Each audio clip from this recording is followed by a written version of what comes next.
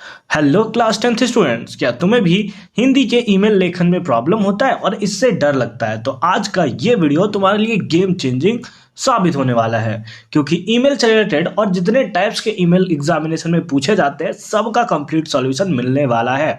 साथ ही साथ इसमें पक्का तुम सारे के सारे मार्क्स स्कोर करके आओगे, ये मेरी गारंटी है। तो वीडियो में लास्ट तक बने रहना। तो चलो फटाफट से वीडियो को स्टार्ट करते हैं। तो सबसे पहले समझते हैं कि ईमेल क्या होता है। ईमेल का फुल फॉर्म होता है इलेक्ट्रॉनिक मेल, यानी कि इंटरनेट के माध्यम से हम कुछ ही मिनटों में जानकारी दे सकते हैं, उसे इलेक्ट्रॉनिक मेल या फिर ईमेल कहा जाता है। अब इसका प्रारूप क्या होता है उसके बारे में डिस्कस करते हैं। सबसे पहले आता है फ्रॉम, यानी कि जहां से उसको भेजा जा रहा है। मतलब सपोज मैं आपको सेंड कर रहा हूं कोई ईमेल, तो मैं अपना ईमेल यहां लिखूंगा और क्योंकि आपको सेंड कर रहा हूं तो टू में आपको लिखूंगा। उसके साथ साथ अगर एक से ज्यादा लोगों के साथ शेयर करना है, आपके साथ आपके दोस्तों को भी शेयर करना है, तो आपके ईमेल तो मैं इधर ऐड करूंगा, बाकी आपके दोस्तों के ईमेल मैं यहां पर रखूंगा। और जब ये ईमेल मैं सेंड करूंगा तो आपको पता चल जाएगा कि किसको किसको गया है ये ईमेल। लेकिन मैं अगर उसे हाइड करना चाहूं तो उसी को मैं रख सकता हूं बीसीसी के अंदर, that is blind carbon copy. इससे जब मैं सेंड करूंगा तो सबको इंडिविजुअली जाएगा, किसी को यह पता नहीं चलेगा कि मेरे सिवा और कितनों को ये कॉपी जो है वो ट्रांसफर किया गया है। हालांकि इसके बारे में जब एग्जाम्पल हम लोग पढ़ेंगे तो उसके बाद डिटेल से डिस्कशन करेंगे। विषय यहां पर ईमेल का विषय संक्षेप में लिखना होता है। अब संक्षेप में लिखना होता है, लेकिन विषय वाला पार्ट बहुत इंपॉर्टेंट है, क्योंकि यहीं से एक्चुअल में ईमेल के बारे में पता चलता है कि किसके बारे में लिखा गया है। तो छोटा होना चाहिए, कैची होना चाहिए और उसके साथ साथ पूरा कंप्लीटली पता चलना चाहिए कि किसके बारे में ये ईमेल लिखा गया है। फिर उसके बाद आता है अभिवादन। अभिवादन क्या होता है कि आदर स्वरूप शब्द लिखे जाते, जैसे दोस्त को लिखते हो तो प्रिय आप यूज करते हो, उसी टाइप से महोदय यूज करते हो, है ना, या फिर आप श्रीमान यूज करते हो। तो ये सारे के सारे अभिवादन के अंदर आ जाएंगे। फिर विषय से संबंधित विस्तार से विषय लिखा जाता है, यानी कि विषय के अंदर किस किस चीजों के बारे में आप बता रहे हो उसके बारे में यहाँ पर बताया जाता है।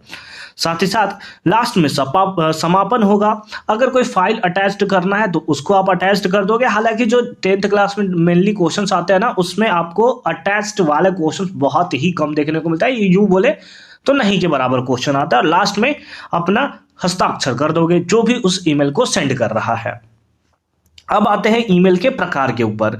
तो ईमेल के मेनली 3 प्रकार होते हैं। एक सेमी फॉर्मल यानी कि अर्ध औपचारिक ईमेल, एक औपचारिक ईमेल और एक अनौपचारिक ईमेल। क्या क्या होता है उसके बारे में समझते हैं, फिर फॉर्मेट भी समझते हैं उसका।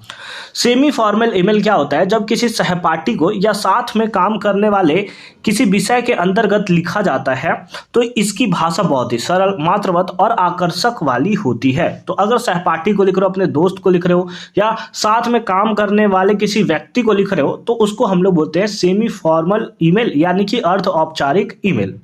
अब आते हैं फॉर्मल ईमेल। इसमें आप किसी कंपनी को लिखते हो, सरकारी विभाग को लिखते हो, स्कूल प्राधिकरणों को लिखते हो, ठीक है, या किसी और अधिकारी को लिखा जाता है तो उसको बोलते हैं औपचारिक। उसको लिखा कैसे जाता है वो भी देखेंगे, हालांकि डिफरेंस थोड़ा सा होता है, उस डिफरेंस को भी हम लोग समझेंगे। और फिर आता है इनफॉर्मल ईमेल, जिसमें अपने रिश्तेदार, परिवार या दोस्त को लिखा जाता है।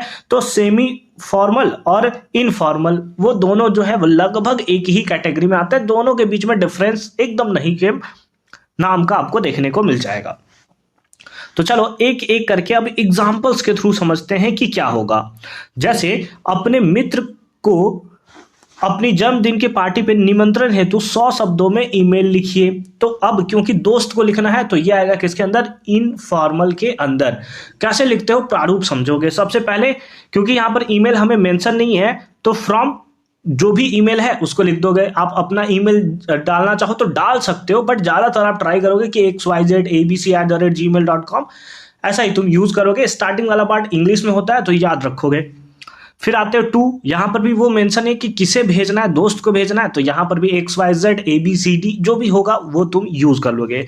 CC और BCC को तुम खाली छोड़ दोगे। क्यों? क्योंकि हमें नहीं बताया गया है कि एक साथ कितने मित्र को करना है। अगर वहां पर मेंशन रहेगा तो तुम्हें इसमें फिल करना होगा, अदरवाइज ऐसे इसको खाली छोड़ देना। फिर उसके बाद आता है विषय। विषय को एकदम मैंने बताया कि छोटा होना चाहिए, कैची होना चाहिए और सारे पार्टों को पता होना चाहिए कि क्यों लिखा जा रहा है। जैसे पार्टी का निमंत्रण, हमें पता चल गया कि हाँ बिल्कुल हमें पार्टी में बुलाया जा रहा है। फिर आगे है उसके बाद कि अभिवादन करोगे। अब क्योंकि दोस्त है तो हमने लिख दिया क्या, प्रिय राकेश, मुझे लगता है कि मेरा जन्मदिन याद होगा, है ना, आपको मेरा जन्मदिन याद होगा, इसलिए मुझे आपको यह बताते हुए खुशी हो रही है कि 10 जुलाई की तारीख स्टार हॉल में जन्मदिन की पार्टी है, जिसका समय रात से 10 से 12 बजे तक है। अब ये पार्ट जो है एकदम छोटा होना चाहिए, है ना, ज्यादा ऐसा नहीं करना है कि एक दो पैराग्राफ में तुम लिख दे रहे हो, ऐसा कुछ नहीं होना है, छोटा सा होना चाहिए। फिर उसके बाद आपको बर्थडे पार्टी में जरूर आना है मुकेश, नीचे लास्ट में क्या करना होता है, हस्ताक्षर करना होता है। ये तो हमारा क्या हो गया, अंत हो गया, और लास्ट में क्या करोगे, हस्ताक्षर, यानी कि अपना नाम जो है वो तुम वहां पर लिख दोगे। अब यहां पर एक चीज अगर तुम ध्यान से देखो तो इसको कितने लाइन में लिखना होता है ये समझोगे। जैसे अगर तुम इसको समझते हो तो ये प्रिय राकेश या फिर श्रीमान या महोदय जो भी होगा उसके अकॉर्डिंग इसको अगर पॉइंट नंबर 1 बोलो तो ये क्या हो गया, ये दूसरा पैराग्राफ हो गया, ये क्या हो गया, तीसरा पैराग्राफ हो गया, और ये क्या हो गया, चौथा पैराग्राफ हो गया। तो टोटल जो है वो 4 पैराग्राफ, या फिर यूं बोलो तो 4 पार्ट में आपको लिखना होता है प्रिय राकेश और हस्ताक्षर को लेने के बाद, ठीक है। तो जब भी आप लिखोगे 4 पैराग्राफ में ही लिखोगे, ऊपर तो अभिवादन हो जाएगा, बीच में पूरा मेंशन कर देना, लेकिन याद रखना कि ये वाला पार्ट जो है वो ज्यादा एक्सप्लेन्ड नहीं होना चाहिए, जितना चीज है बस उतना ही चीज के बारे में लिखो, इधर उधर की चीजें लिखने की जरूरत नहीं है, 2 से 3 लाइन में लिखना बहुत हो जाएगा, ठीक है। लास्ट में उसको क्या करना है, अंत करना है कि आपको इसकी बर्थडे पार्टी में जरूर आना है, या फिर जिससे रिलेटेड होगा उससे के रिलेटेड, और लास्ट में हस्ताक्षर कर देना है। कुछ और एग्जांपल देखो, ये तो था इनफॉर्मल, अब आते हैं फॉर्मल के ऊपर। जैसे फॉर्मल में दिया है कि आपके शहर में सभी प्रकार के खाद्य पदार्थों में मिलावट का धंधा लगातार बढ़ता ही जा रहा है।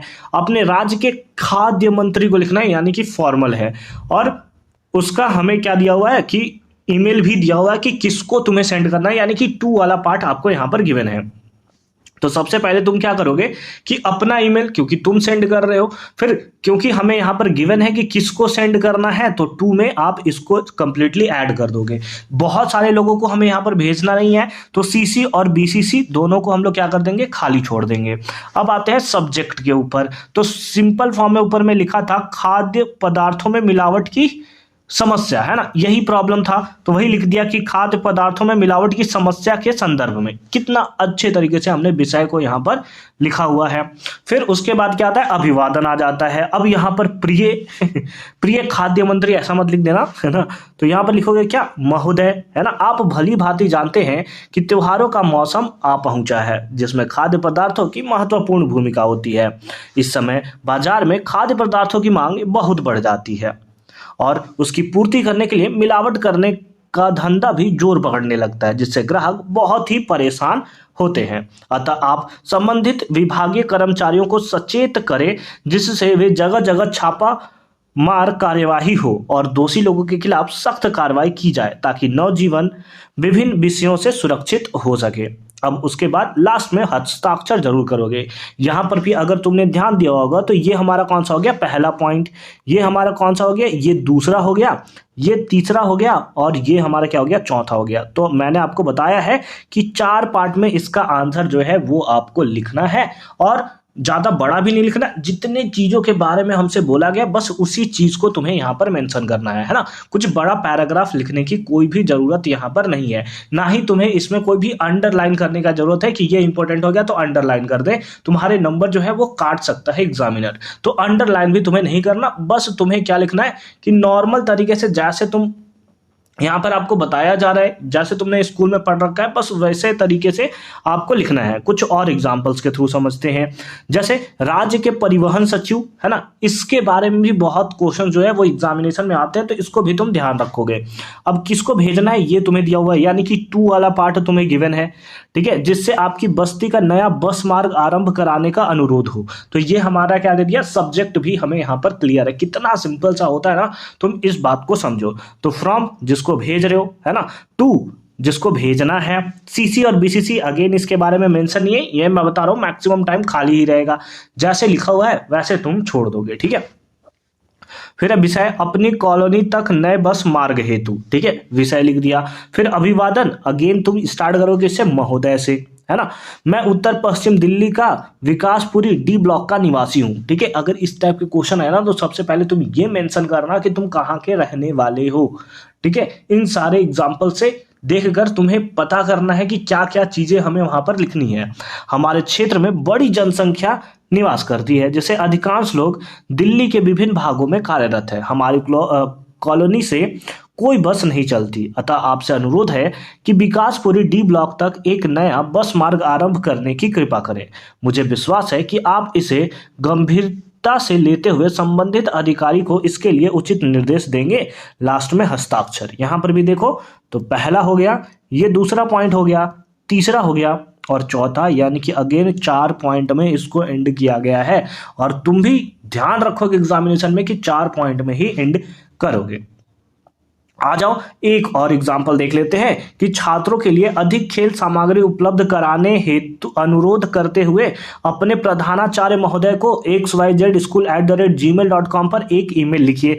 अगेन 2 वाला पार्ट आपको गिवन है, फ्रॉम जहां से भेज रहे हो उसका आप मेंशन कर दो। आप चाहो तो अपना ईमेल भी लिख सकते हो या xyz@gmail.com, ये भी तुम यहां पर यूज कर सकते हो। सीसी और बीसीसी अगेन पार्ट हमारा क्या होगा, खाली होगा। अब स्कूल वाले क्वेश्चंस भी ईमेल लेखन में बहुत ज्यादा पूछे जाते हैं तो उसको भी जरूर लिखोगे, ठीक है।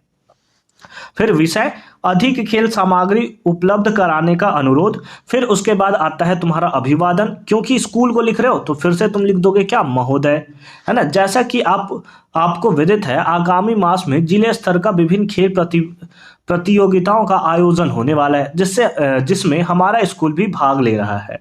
हालांकि उपलब्ध साधनों से हमने अभ्यास किया है, परंतु वह पर्याप्त नहीं है।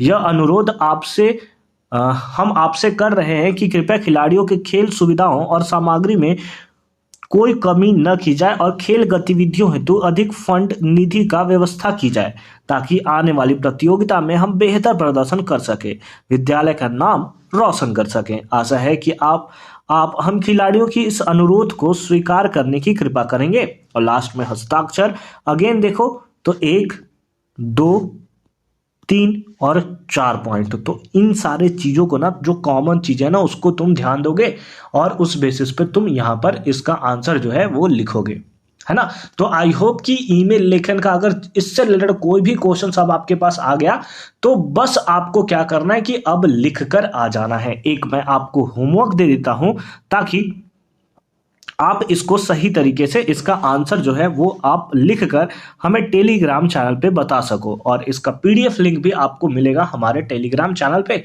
तो वहां भी हमें ज्वाइन करके, लिंक उसका मिलेगा डिस्क्रिप्शन में, इसके पीडीएफ नोट्स को डाउनलोड कर सकते हो। तो ईमेल लेखन के इस वीडियो में आज इतना ही। मिलते हैं आपसे अगली वीडियो में। आप अगला कौन सा वीडियो पे सॉल्यूशन देखना चाहते हो ये आप हमें कमेंट सेक्शन में जरूर बताओगे। मिलते हैं अगली वीडियो में, अच्छे से पढ़ाई करते रहिए। All the very best for your upcoming examination.